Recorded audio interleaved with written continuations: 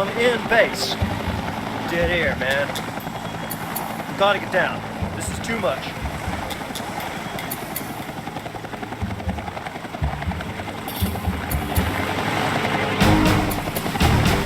Hold on back there!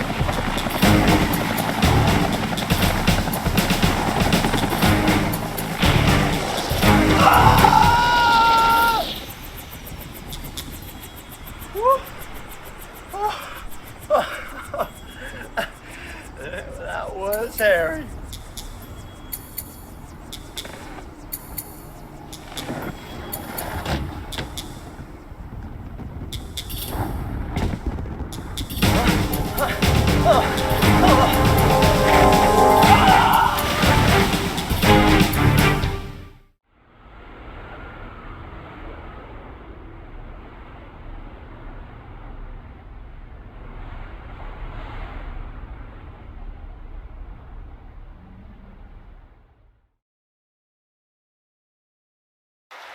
And there goes the pilot. But look at that, he left something behind.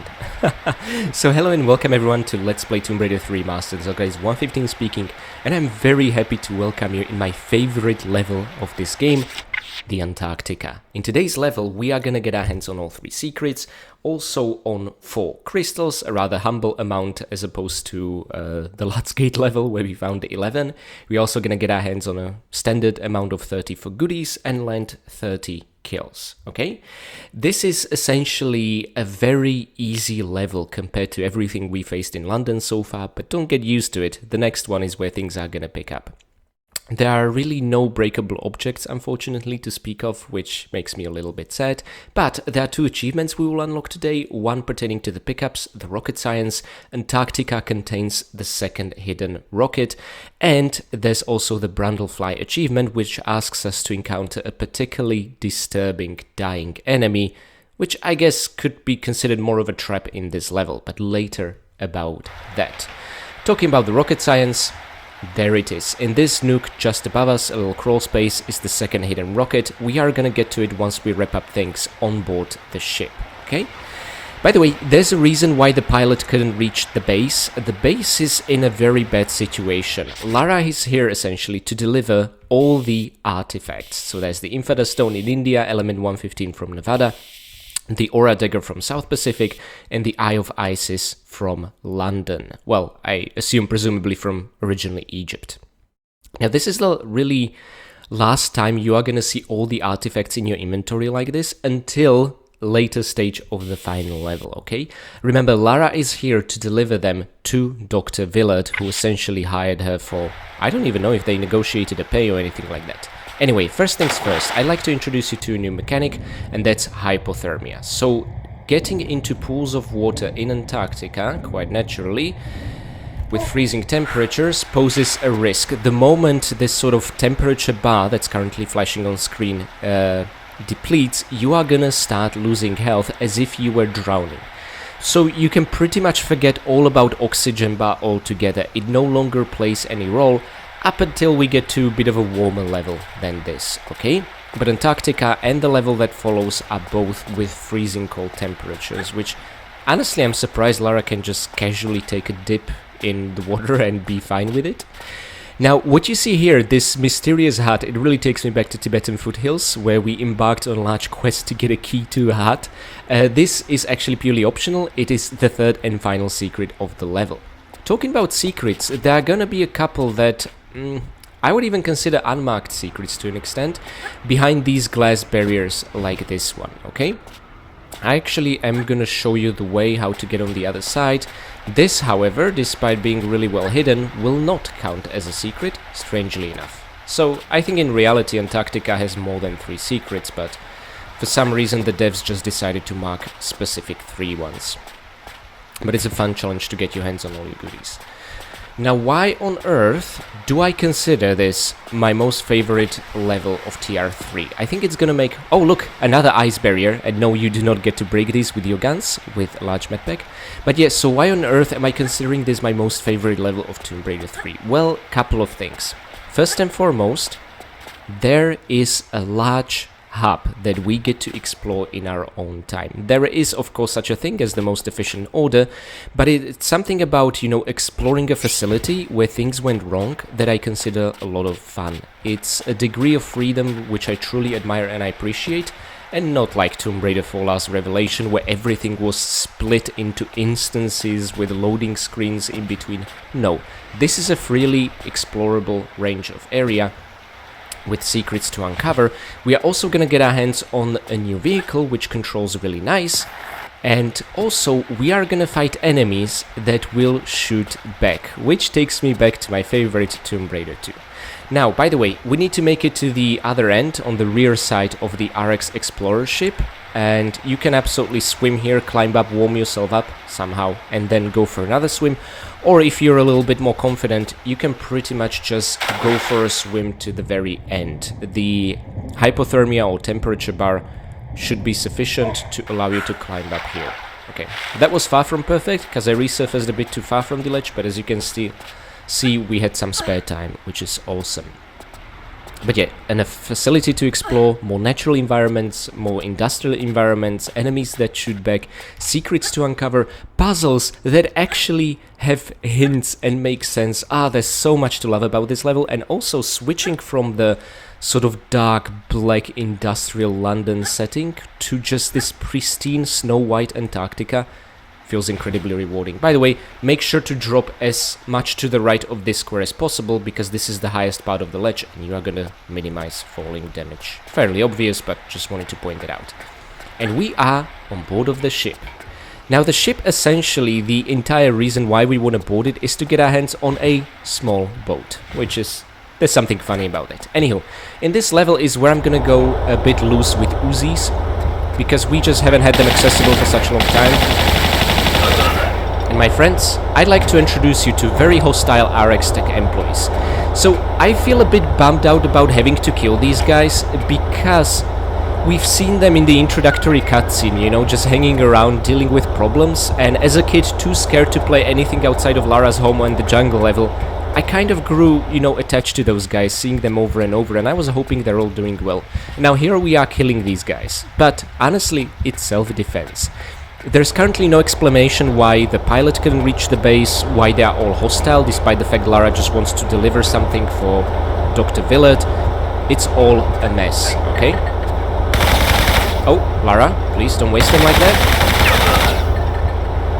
Okay, so we don't really know what the mystery behind that is, but we are gonna find out. The base is under lockdown, and I guess these guys have corporate orders to shoot on sight anyone who's not part of the company.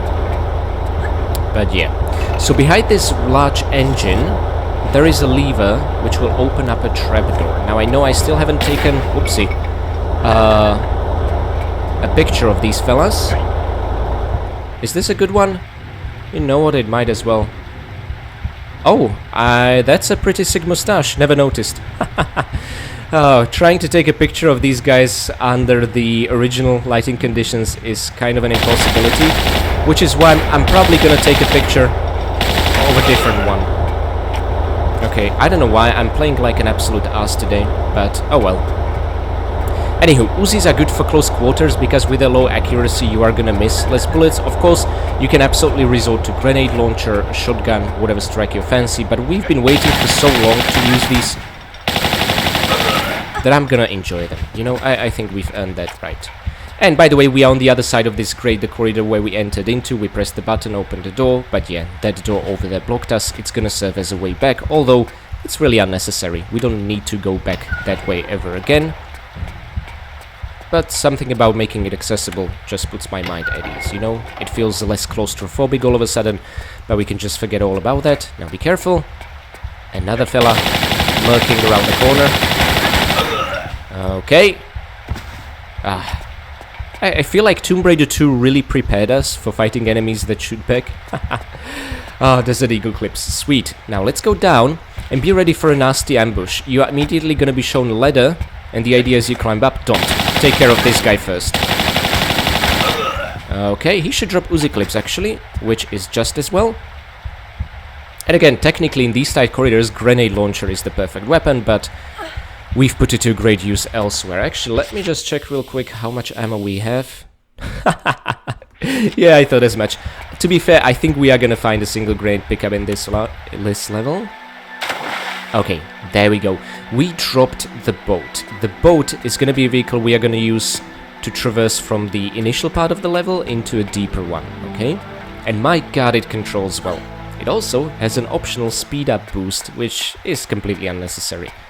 Unless, of course, you are playing an emulated PS1 version and are aiming for retro achievements, but later about that. So climbing up onto the second level over here, we can essentially explore different side of the deck of the ship, which I truly recommend, because it also acts as an entrance to this level's first secret. Well, one of the many, but only 3 are marked. So the boat is dropped over there, but let's go around. This is ridiculously easy to miss, of course, as every good secret is. And there we have it. Make sure to use a grabbing jump, just to reduce the risk of Lara hitting her head. And my friends, this is it. A very humble secret, crystal and MP5 clips, both incredibly useful, of course. But the non-secret secret behind the barrier of ice we found at the beginning was way more generous, which is strange. Again, I have no idea what goes through developers' head when they decide which one of these areas to mark as a secret and which one is not, but there you have it. Okay, and now I would like to make it onto the slippery slope. Oh, okay, perfect. Now, guys, remember the rocket I showed you at the beginning? That's where we are headed next to unlock the rocket science achievement. Ah, there's just something so cozy about sipping my morning coffee and playing the freezing Antarctica level. Poor Lara, I don't envy you right now. I should probably be quiet, she's gonna get real angry. And there we go, rocket science, find 2 hidden rockets. So again, easy achievement to unlock, it's just a difficult achievement to decipher, because they don't give you any hint whatsoever which rockets they are referring to, out of a billion actually hidden rockets in Tomb Raider 3. And honestly, if an achievement's description is unclear, I don't consider that part of the challenge, I just consider that poorly communicated. But anyhow. What I'd like to do is, you know, jump on top of the boat, but I've never managed to pull this off, so unfortunately, Lara, you're gonna have to go into the freezing water. And let's climb up. We have 2001 on the engine, yet the year is 1998. How cool and radical is that, man? Oh yeah, the Y2K year is approaching. The apocalypse is nigh, the internet's gonna collapse and all that stuff. Nah, it's really not. But anyhow, you can use the action key, and you can use the sprint key to speed up, but don't crash while using the sprint key or Lara's gonna take damage, okay? You control it with direction buttons, and you can press the jump key to go back, and you will of course have to press the roll key to disembark, and you can choose a side which you want to disembark with. Let me show that to you straight away, as we head behind the sheet of ice over there via this secret tunnel, which is pretty cool. Anywho, I love the boat, it controls really well. And now, let's hold the roll key and press left. And there we go. So you already know all these controls from previous vehicles, that is, if you are familiar with the tank control scheme, like I am. And yeah, it's of course a bit of a different control scheme like the boat in Tomb Raider 2's Venice, where you actually had to press forward to move forward. Oh my god, how did I mess that up? Oh, is that it? We're screwed? Well, my friends, I guess I'm gonna see you back at this very spot. Here's me reminiscing about boats in Tomb Raider 2 and not paying attention. Oh man, I don't mind. I love this level too much to be angry at this. And let's use the restart level feature. Oh, look, we get an Antarctica travel stamp there, RX Tech. Maybe the pilot in the helicopter gave it to us before he brutally drowned in freezing water? Who knows? But one thing I'm missing is UK departure. Why is there no UK departure? What the hell happened? I mean, to be fair, Lara didn't exactly travel through official channels. She probably nicked the helicopter of Sophia Lee, but still, okay, that was never an issue in Tomb Raider 2 and 1 and the expansions, so I'm a bit bummed out about that. Anywho, guys, I'll see you back at this spot.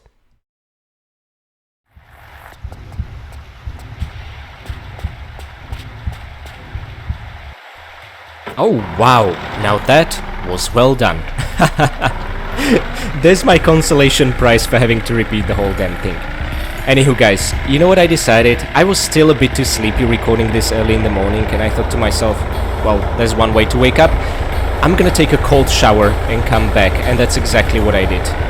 Okay, let's not use that sprint key whilst controlling this thing, because we're just gonna take unnecessary damage. And remember, we still wanna beat the level without using a med pack. Okay, so, secret number 2, now I'm gonna totally dominate you. No more reminiscing about Tomb Raider 2's boats. Ah, guys, did I tell you how much I love Tomb Raider 2 and Venice levels? No, I must stop. Okay, so, back to Antarctica reality. Let's light up a flare, because it's gonna get dark here, and we're gonna make it lit.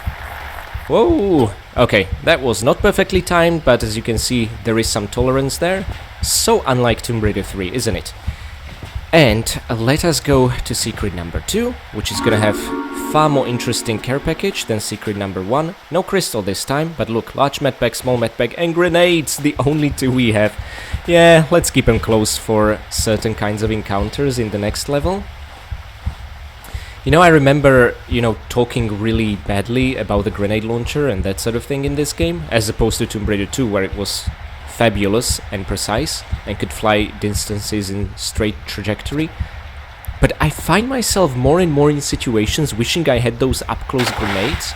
Oh, ignore the flare box, do not pick it up now, okay? Let's just make it straight to the boat. That was quite a long detour there, Lara. Thank you for cooperating. Now let's warm ourselves up in the yellow boat and park this thing right next to the flare box, pick it up and come back. Okay, now here's the thing, guys. Since as a kid I never made it past Crash Site level or the city level in London, for me playing Antarctica levels feels really new and fresh. I think the first time I experienced these levels was in 2011, watching Tina von Rotter's Let's Plays, and yeah, so it still feels incredibly new. So I don't really have nostalgia for these levels or anything like that. Oh, and now, okay, I'm again gonna reminisce about Tomb Raider 2's Venice. Remember cutting the corner with your boat and being ambushed by one of Bartoli's hitmen? Something similar here.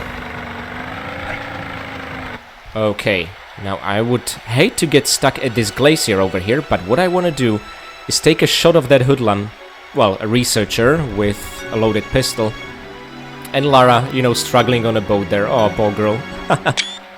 Yeah, this one goes into photo album. But look, Lara and the boat are brighter in the OGs. At least something's brighter in the OGs. Okay, Miss Croft, please disembark the vehicle. Oh. Where were you aiming, Lara? My goodness, that was a bit atrocious. Anywho, guys, we can leave the boat here. We are not going to use it up until the final stage of the level. We have 2 objectives now. First of all, we need a very special item whose implementation actually annoys me a little as someone who cares about precise statistics, and that is a crowbar to open the door over here. Inside, and sort of behind the door, is a dam unlocking mechanism for which we not only need to press a button but also insert a key to lift the gate over here and continue the level. Behind it, by the way, and you can, of course, in a sense, continue via popping medpacks and swimming through the freezing waters, but the problem is, if you reach the end, you will not be able to climb it without being on the boat. So the objective is to get the boat across, not Lara across, okay? To do that, we are gonna explore the RX Tech facility under lockdown, and that in its own right is its reward, because that facility is absolutely fascinating to me. Anywho, let's pick up a rocket over there, and do not make anything fancy like swan dives or anything like that. It's just gonna take Lara longer to recover. We don't have that luxury. See? Simplicity is the key here. And now we're gonna monkey swing across whatever function these pylons really serve. I have no bloody clue.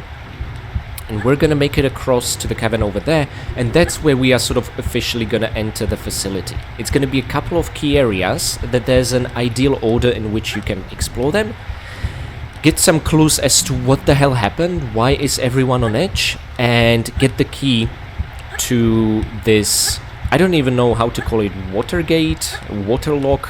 Is it a dam that regulates the flow of water with the glaciers constantly melting down? Actually, talking about glaciers, there's gonna be an interesting poster talking about one of the real world glaciers as well. Oh! It's interesting, they seem to engage Lara, and then they just run away in a certain direction. But no, nothing like in Heisa Compound or Area 51, they don't actually summon more health or anything like that. Oh wait, these are perfect lighting conditions. Let's take a picture of a lovely husky. Unfortunately, these guys are trained killers and we have to mow them down. Now, I'm not a particularly dog person or anything like that, but that breaks even my heart. So, there's just something about the husky breed which I find really gorgeous. Yep. That's it. See, I didn't feel bad about putting down the infected doggos in Old Witch, but these ones, I guess even dogs have their odors. But I'd still rather Lara survive. Okay, very easy to miss shotgun shells. Oh, and by the way, this tower, this construction over here, doubles as a ladder. But again, we will need crowbar key item before there's any point going inside. And do we get a sneak peek through a window here? Yes, some offices on the inside. And oh, look! Fuel supply line, but it cuts off. Oh my god, I never realized. This is genius. You cannot see the leftmost side of this poster, and this is crucial. Because you need to know a sequence to continue the level. Or you can, of course, just guess or know it in advance or read up Stella's walkthroughs, whatever works for you. But I want to sort of play it the way that the original Core era devs intended, and you actually cannot see the solution from this angle. I never realized this. This is brilliant. I need to go back and check the original if this was also visible like this. Probably yes. So reaching that poster is gonna be our objective for the time being. Let's touch this penultimate tile, and a dog. And a researcher should come out, although he's taking his sweet time. Okay, we managed to separate the researcher from the dog somehow. I think this is just dumb luck, really. Or, well, we could also consider ourselves unlucky, given how he seems to be stuck. Okay. Good. Down you go. Desert Eagle clips are ours. And also, underneath this fuel tank are some shotgun shells. And what we'll need to do is we'll need to follow the fuel lines into the pit over here and trigger certain valves and not trigger others for the correct sequence. And guys, if you're in a hurry, I'm just gonna give you the answer right away. Touch the second valve and the fourth valve. That's it. That's all you need to do. But officially speaking, we need to learn it from that poster we took a sneak peek of, so that's how I'm gonna follow this. Also, button which demonstrates nothing happens. For that, we not only need to secure the fuel line, but also turn on the generator once the fuel line is open, okay? The generator part is not really telegraphed to you very well, but there you have it. Now, there are three entrances we can pick. The cave over there, I can show you straight away. That will only serve as a shortcut back from a different area, but we're never gonna use this shortcut, okay? There is no point whatsoever, so I at least wanted to show it to you like this, so you'll know what I'm talking about once we're on the other side. And yes, you heard fire crackling in the distance. The way behind the fuel tank, I'm actually gonna use as a way back from a bridge with a couple of grenades. In order to continue, let's take the route here. And there should be two huskies, making our life difficult. Whew, thank you, Uzis, for your raw firepower. Taking care of them. Maybe even MP5 would do and we wouldn't have to move. Anywho, we get a sneak peek of a researcher behind a window guarding a crowbar. My goodness, these guys are really proud of their crowbar, aren't they? Yeah, this ledge, by the way, holds nothing. And that's where we need to go. We get more sneak peeks into the offices, which I think is just pretty cool. The problem is malfunctioning doors. With the fuel line not working, the generator malfunctioning, these doors are a bit nasty. The reason why I'm a bit scared of these is that they have a bit of different timing than sort of the wall traps you're used to from Tomb Raider 1. Let's take cover, so those revenge potshots will not get us, and another researcher will come and try to take cover. Look at this. Oh fine, two can play this game. Look at that AI, how impressive. Okay, and that's the story of the two researchers who tried to use cover system in Tomb Raider 3. Yeah, it wasn't really fully fleshed out. We are actually gonna see quite the improvements to the enemy AI in Tomb Raider 4, but honestly only as it pertains to one enemy type. So yeah, it was this huge propagated feature in pre-release magazines, articles, that sort of thing, and it turned out to just consider one enemy. Although an enemy we will encounter often, so yeah, that's something. Okay, this cover system, by the way, you've seen the researchers used, is something that was also attempted via the soldiers in high security compound, but very unsuccessfully last time we were there. And I can hear footsteps already. I feel like I should not be in a pickup animation, because this guy will just land 3 shots on us. Okay. That's how I like you. Quiet and on the ground. Okay, Lara just turned into dominatrix there for a while. But I can still hear footsteps, and that's because there's another researcher on the outside. Let's just see if we can take a sneak peek through the... Oh yeah, through the window. Ah, I love the use of windows in this place so much. This is great.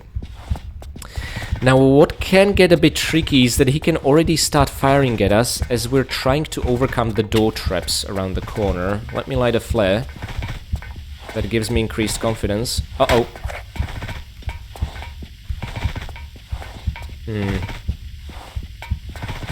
Okay. He wasn't keen on engaging us through those doors, thankfully. Only landed, I think, missed 1 shot or something like that. But anywho, guys, we are now armed with a crowbar. Here's the thing, guys. When we picked up the crowbar, it increased our pickups count by 1, like any key item should. The problem is what's gonna happen next, okay? Now, there's no other way out of here rather than just retracing our steps. So let's make it all the way through this dark corridor. And remember, I told you guys that there is a tower that doubles as a ladder texture. That's exactly where I'm headed next, because back then we were not armed with a crowbar. And something really stupid is gonna happen, that the remasters haven't changed. They maintain the original vision, which, yeah, I can get behind and respect, but I was hoping this would be tweaked. Here it is. There's a door here. We can open with a crowbar, okay?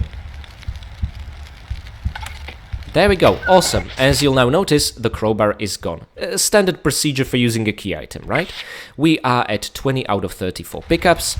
But look, the crowbar has been dropped by Lara, and when we repick it up to use it later, we are at 21 of 34 pickups. It's the same item. Why does it count again? My god, this drives me absolutely crazy.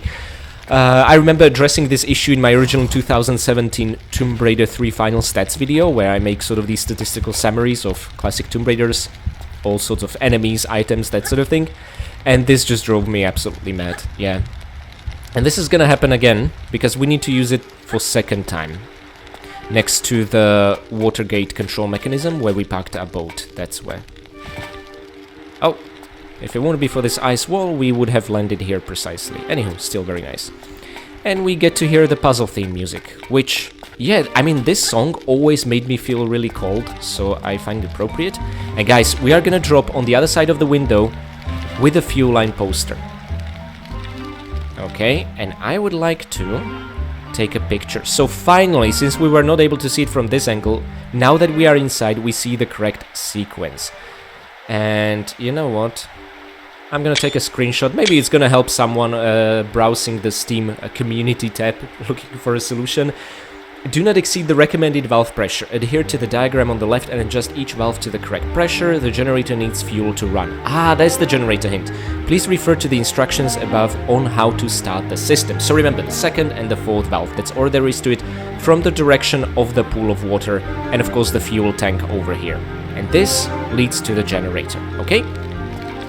Now, very important thing, there's gonna be another vengeful researcher here. Oh, shoot, I thought he's gonna be inside already. I guess we need to open the door first.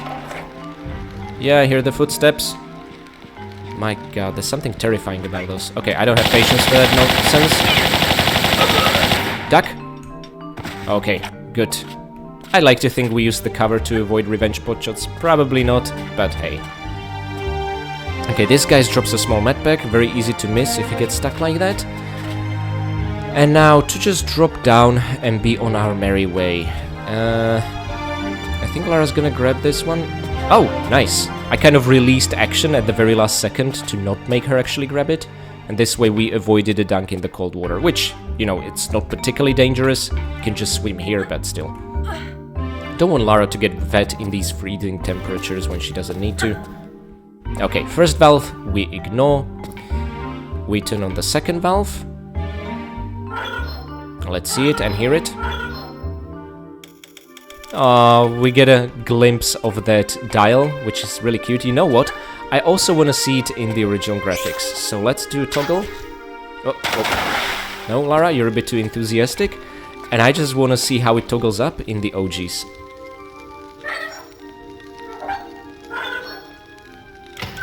Okay, that is absolutely adorable. I don't know why. And the little ticking noise. Okay, now you'll know you succeeded and entered the correct sequence if you heard the sound of door opening. This now gave you access to the generator.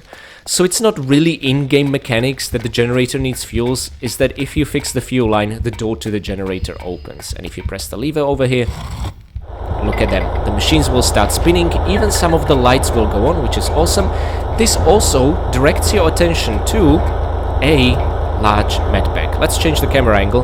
This is ridiculously easy to miss. And again, one of those pickups where the camera angle just works against you, not for you. But there you have it. At least the light bulb drew our attention to that place. And guys, I know I'm gonna be Captain Obvious over here, but something went really wrong. There seems to be fragments of explosion. This used to be some sort of canteen or something like that. We see bottles, cups, a malfunctioning radio. One of the reasons maybe the pilot was not able to reach the base, and something really cool I want to show you. I never realized that this is supposed to be an actual wall of text in the OGs, but there we have it. I wonder how much liberty the Saber devs took in terms of talking about Thwaites Glacier out of all of them, so let me read this up. Thwaites, sorry if I messed up the pronunciation, Glacier is an unusually broad and vast Antarctic glacier located east of Mount Murphy on the Walgreen coast of Mary Bird Land. It was initially sighted by polar researchers in 1940, mapped in 1959 to 1966, and officially named in 1967 after the late American glaciologist, that's a thing, Frederick T. Thwaites. The glacier flows into Pine Island Bay, part of the Amundsen Sea, at surface speeds which exceed 2 kilometers, 1.5 mile, for our English watchers, viewers, per year near its grounding line. Its fastest flowing grounded ice is centered between 50 and 100 kilometers, 31 and 62 miles east of Mount Murphy. I'm really grateful they used kilometers. That's the metric system I'm familiar with. Like many other parts of the cryosphere, it has been adversely affected by climate change and provides one of the more notable examples of the retreat of glaciers since 1850s, when the industrialization began. The outsized danger of Thwaites poses has led to some reporters nicknaming it the Doomsday Glacier, although this nickname is controversial amongst scientists.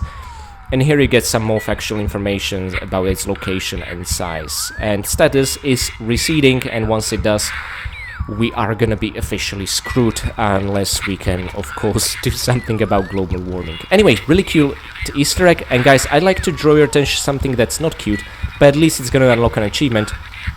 I'm gonna throw a flare there. Doesn't seem to wake that dude up. Okay, do we need to get even closer? Ah! Okay.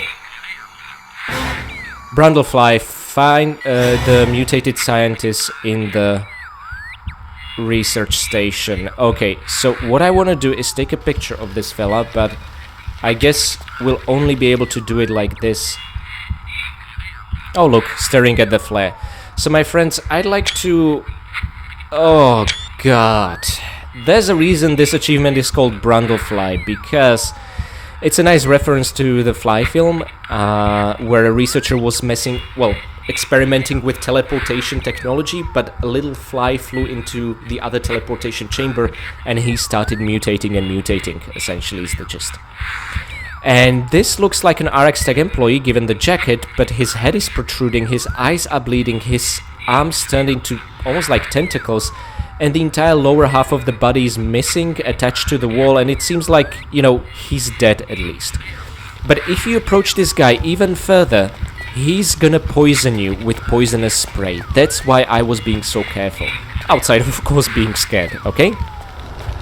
So this is a hint of things to come in the next level. My god, I'm so looking forward to that.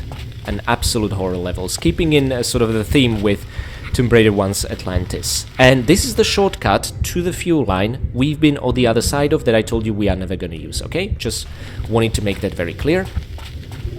So instead, let's go through the hole in the wall and explore the rest of the facility, although I'm a bit shaken up. I still don't understand what exactly happened. A generator exploded, it seems, an entire canteen. Researchers are hostile, some of them mutated. I would just love to hear their official communication as to what the orders are, that sort of thing. We'll learn a bit later at the end of this level via cutscene what's Professor Villard's role in all this. Okay. And by the way, you are only able to open these doors because you fixed the fuel line and the generator, okay? Now, there are gonna be 2 of these Huskies here. So let's get Desert Eagle, because I don't fancy getting hit by them. 1 shot per each, which makes it the perfect use of the weapon, even though it really hurts to kill these beautiful dogs. And now, let's make it to the final building of the facility. And be careful, there's gonna be another one, another Husky inside. Yeah, it's something you don't really expect on the inside of offices, do you? But there it is. So, our attention being drawn to it via the light, and another poster about the Thwaites Glacier. Oh, and a really cool map of Antarctica. But do not forget the Uzi clips in this dark corner. These are ridiculously easy to miss, even partially covered by the table with old 1990s computers. Oh, forgot about you. Okay, despite having found 2 Uzi pickups in this level, look, we are at 136. Honestly, Uzis are more of an afterthought in Tomb Raider 3, and I feel about them that way even in Tomb Raider 4. Which is a bit unfortunate. And honestly, almost every weapon is an afterthought in Tomb Raider 5 Chronicles, because the game's structured a bit differently, although it keeps things really interesting in my opinion. Anywho, another researcher. Ooh, we handled that nicely. By the way, don't worry, this is not like the pit on the way to the second secret. No freezing cool water that will just trap you and kill you inside. You can easily climb out of it. Now, underneath us is a Husky guarding grenades, and I would very much like to take potshots at it. Awesome, from safety, okay? Rather than descending and taking him up close. Remember, these dogs are vicious killers, ridiculously fast, and jump all around the place. As you could have seen me tackling in Old Witch, where I tried to take a picture of one and paid the price in blood. Well, not me, Lara did. I just paid the price in time. Okay, more grenades, that's very good. Well, I don't think I'll have much use for them in the next levels. This would be the one to use them in. Let's see how the smaller mutated researchers do against grenades. Maybe they'll actually be really damn useful. And guys, we are back to the fuel line. This is the sort of third path I decided not to take and to use it only as a way back. Now, why am I talking about a way back? Because we found the gate control key. This is why we need to go back to the hut where we parked the boat and pretty much make a beeline to the end of the level with a few stops here and there for goodies and secrets, okay? So say goodbye to the facility. Hopefully, guys, you found this order of tackling it useful. I think this is the most efficient one without being too confusing. And yeah, we also respected the original developer's vision and tried our best to first discover the correct sequence of the fuel supply mechanism. Actually, why am I doing this? I could have just entered the water and then climbed on the other surface. That would be way faster. But, oh well, I guess I didn't want Lara to take another unnecessary dunk or anything like that. Yeah, if you guys are in a hurry, you want to do this more faster and efficient, just go back into the water and essentially climb up here. The same ledge we used after picking up the rocket, okay? Okay, guys, so again, I just have to show you this. We are at 27 pickups. We're gonna use the crowbar, which means we are gonna drop the crowbar. Yep, there it is. By the way, you don't need to re-pick it up, but then, according to the in-game stats, you would be short a pickup. And there we go, 28. Isn't that exciting? One key item constitutes 3 pickups. Oh, that's just so cheap. Now, it doesn't really matter if you first put the key in or you press the button, but if you first press the button, then you're not really gonna be shown the cutscene of this thing lifting up. So I think putting the key first and the button is the better sequence, and you could have already seen another researcher waiting for us around the corner. Of course they are. I just fixed your gate, can you show me some gratitude? Okay, doesn't seem to drop anything. Oh well. Now let's enter the boat. However, this time it's only gonna be for a short while. There is still one building we haven't explored. Can you guys think which one that is? Well, regardless, we are gonna find a key to it in an underwater tunnel over here. And I would very much like to... Oh, if I use the look key to look around, Lara still moves the boat. That's unfortunate. Yeah, I think that's it. Can we light up a flare? Oh, just like Tomb Raider 2's Venice boat. Awesome. We can light up a flare on the boat. We can also use the look key. I love this thing so much. Okay. By the way, when you see me spinning like that during a pickup animation, that's me holding the action key and intentionally turning Lara around during that animation. And what we got our hands on, despite the fact that... Oh, it does not look the same like the previous key. That one had more of a star shape on it. This one doesn't. It has more like clockwork dials on it or something like that. It just says hut key, okay?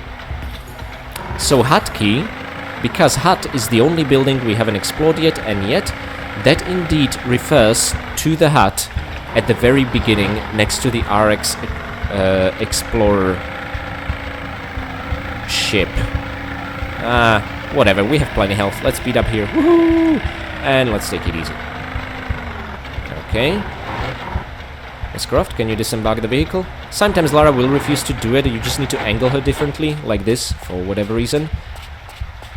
And there we go. Awesome. Very happy how this turned out.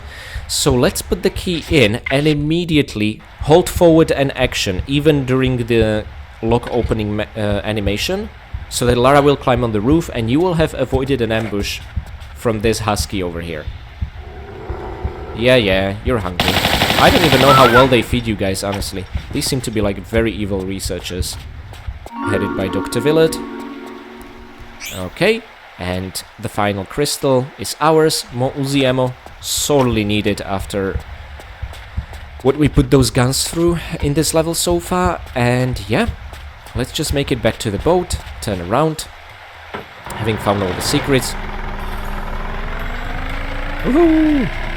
And sprint our way past all those glaciers because we're professionals. Okay. I'm gonna be a little bit more careful about that here. Taking tight turns and corners. By the way, that red flag over there is to mark a point of interest. So if you're not in a rush, feel free to park here, get out of the vehicle, get your guns out. Because this researcher guards something, and that something is Uzis. We pretty much probably use the same amount of ammo. Ah, no, we have 6 extra bullets. Yay, I guess. But hey, it's pickups and kills. That's its own reward. Nice statistics.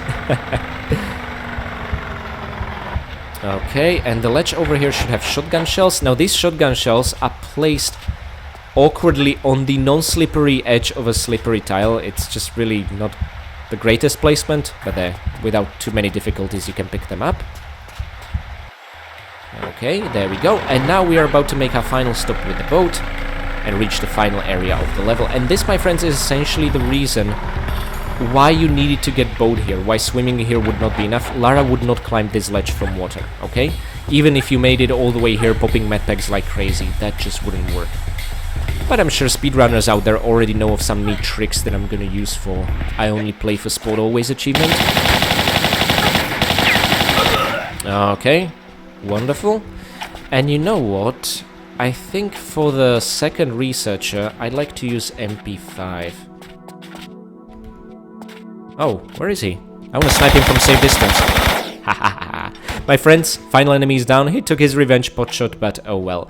Now, funny thing is that this is actually an elevator shaft that leads to the next level, the RX Tech mines. But the level exit, per se, is inside the hut over here. Now, unfortunately, unlike the windows before that, we are not gonna get a glimpse of what's inside, which is a shame. I was hoping to get a glimpse in the remaster of Dr. Willard, just being in an animation loop where he enjoys his, I don't even know if it's lunchtime soup, or maybe evening already, but there you have it.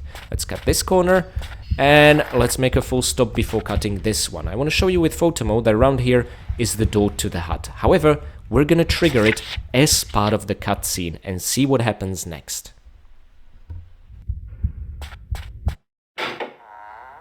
Oh, aye, come in. Make yourself at home. I won't be a minute. At home, I've just met a man who may as well have been Brundlefly. Fascinating, isn't it? He was your own employee. He was a molecular biologist. He'd have been intrigued with himself. Thanks to this material, his Hox genes were multiplied. Do that, and the complexities of our bodies increase beyond our comprehension. But this is just the fringe of its possibilities we're seeing here. My pal's exposure came from a material impregnated into the meteorite crater. The real capacities lie in its core, which these artifacts you're so attached to will let me access. But you've no control over this. This is not just about avidly spawning mutants. It's an entirely natural acceleration of evolution, a real live laboratory of spurred-on life. Not everyone here wants to be guinea pigs, multi-appendaged or not. Well, that's unfortunate. It's been hit and miss here for too long. Now the timing's spot on. I can't leave it. The Polynesians fled in their ignorance. Darwin's half-wit sailors the same, ironically making Darwin himself miss this angle on evolution. But now, I'm here. I have the access, the knowledge, the artifacts. Yes, but you bumped into me in India and sent me to find them for you, bringing me here. Listen to this gibberish. Your perception of good timing is bad. I don't know about that.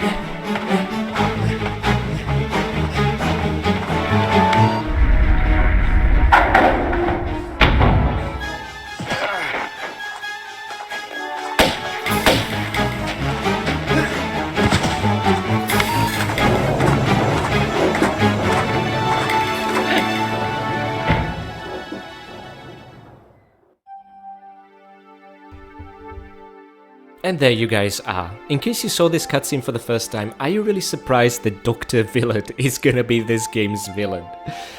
It seems that the power that all these artifacts have is in fact to accelerate natural evolution, although I don't know how Dr. Willard reached that conclusion, because natural evolution means evolving to the kind of environment you find yourself in. That's the whole Darwin's angle.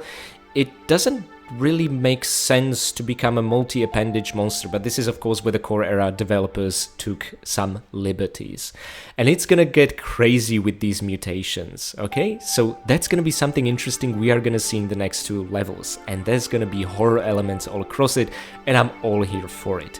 As scary as Temple Xi'an and Floating Islands, as nightmarish as they were, there weren't really much of a body horror like Tomb Raider 1's Atlantis, and Tomb Raider 3 kind of tried to bring some of that here. Anyway guys, we beat Antarctica. I hope I managed to somehow convey across why I love this level so much. We found all its 3 secrets, all 4 crystals, all the remaining 34 goodies, although to be fair, the crowbar counted 3 times, so that's a bit icky.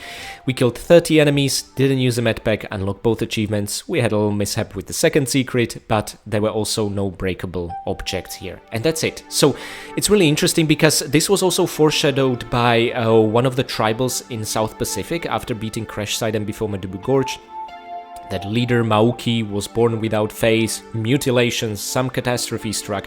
The catastrophe he referred to was probably the meteorite falling in the introductory FMV, and the mutilations that the tribal talked about will be actually something we're gonna see in practice in the following level. And now Willard's doing the same thing that Polynesian said, you know what, enough is enough, we're packing and leaving, okay? So it's really interesting that we are gonna see also the narrative effects of these artifacts. So, hope you enjoyed today's episode, and I'm gonna start cracking down on a much harder level, RX Tech Mines, but not before I thank my amazing patrons. Blind Goopel, Mick, Severin Drax, Enstickle, Katie Danger, and Boo the 2. Thank you guys so much for being my loyal Winstons, and for cooking up a hot bowl of soup for both Willard and Lara. Next, I would like to give big thanks to my caretaker Winstons, Michael McConkey, Karavetu, Renegade Derny, and Blanket Fox. Thank you guys so much for your support of the channel, and also for reminding Lara to wrap herself up warm. This way she was able to go for a swim multiple times in the coldest place on Earth. I would also like to give special thanks to both of my brave veteran Winstons, Andrea Paviglianiti and Alexander. Thank you guys both so much for your valiant support of the channel and also for teaching us how to fix the fuel supply and turn on the backup generator. Without your army skills, we would be stuck here until we would froze solid.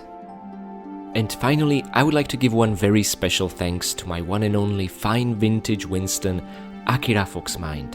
Thank you so much for your long and generous support of the channel, and also thank you for keeping the Thwaites Glacier, the Doomsday Glacier as it's dubbed, from thawing, and therefore keeping all of us safe. You are kind of in your own element here in Antarctica. Thank you so much for your valiant efforts.